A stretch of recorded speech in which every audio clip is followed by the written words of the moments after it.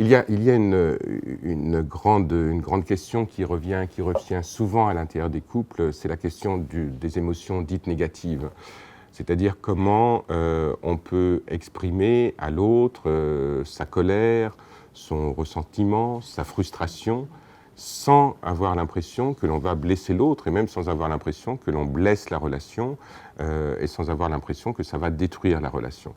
Alors c'est quelque chose qui est très délicat, parce que je dirais que le non-dit est beaucoup plus difficile à vivre que le fait d'avouer effectivement une colère. Mais néanmoins, quand on va avouer une colère à quelqu'un, donc quand on va lui dire qu'on est en colère contre lui, par rapport à ça, c'est comment on va trouver les mots, comment on va trouver l'espace, comment on va trouver le bon moment pour pouvoir lui dire sans que l'autre soit blessé. Et il me semble que c'est important d'accepter de blesser l'autre.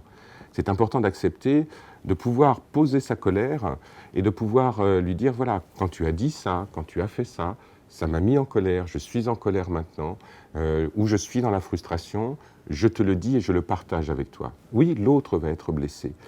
Mais je crois que c'est une erreur de vouloir faire en sorte qu'il n'y ait pas de blessure à l'intérieur du couple. Parce que ce qui est important, ce n'est pas la blessure que l'on inflige à l'autre. Ce qui est important, c'est comment, ensemble, on va réparer cette blessure. Donc si je suis en colère contre quelqu'un à l'intérieur de mon couple, et que je lui dis cette colère, et que l'autre en souffre, bien sûr, il va y avoir ce moment très difficile de souffrance, d'incompréhension. Mais n'oublions pas qu'il y a ensuite le moment de la réparation après. C'est-à-dire que ça se passe en plusieurs temps. Il y a le temps où je ressens la colère, il y a le temps où je dis la colère, il y a le temps où l'autre reçoit ma colère et vit mal le fait de le recevoir, donc il a une blessure. Et puis il y a l'autre temps après, le moment où on parle de ça ensemble et où on trouve ensemble les moyens de pouvoir réparer la blessure qui a été mise en place.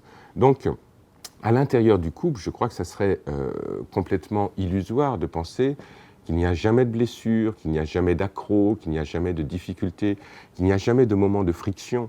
La friction, elle est nécessaire à l'intérieur d'un couple, parce que la friction, elle permet de pouvoir justement être ensemble dans une recherche de solutions, dans une recherche de perspectives. Donc, je dirais au couple, s'il y a une colère que vous éprouvez par rapport à votre compagnon, dites-lui. S'il y a une frustration que vous éprouvez par rapport à votre compagnon ou votre compagne, dites-lui. C'est important qu'il le sache parce que son inconscient va le savoir de toute manière. Donc il vaut mieux que ça soit dit, il vaut mieux que ça soit conscientisé et ensuite on en parle. Et une fois que la colère elle est évacuée, une fois que la colère elle a été dite, une fois qu'il y a cette blessure d'amour, cette blessure d'abandon, ben on trouve ensemble les moyens pour pouvoir réparer la blessure, fermer la cicatrice et faire en sorte d'avancer ensemble sans qu'il y ait trop de ressentiment, sans qu'il y ait trop de peur, sans qu'il y ait trop de difficultés. Mais il vaut mieux une colère qui s'exprime qu'un silence qui va envahir le couple et qui va l'empêcher de pouvoir fonctionner et qui va l'empêcher de pouvoir laisser l'amour se développer.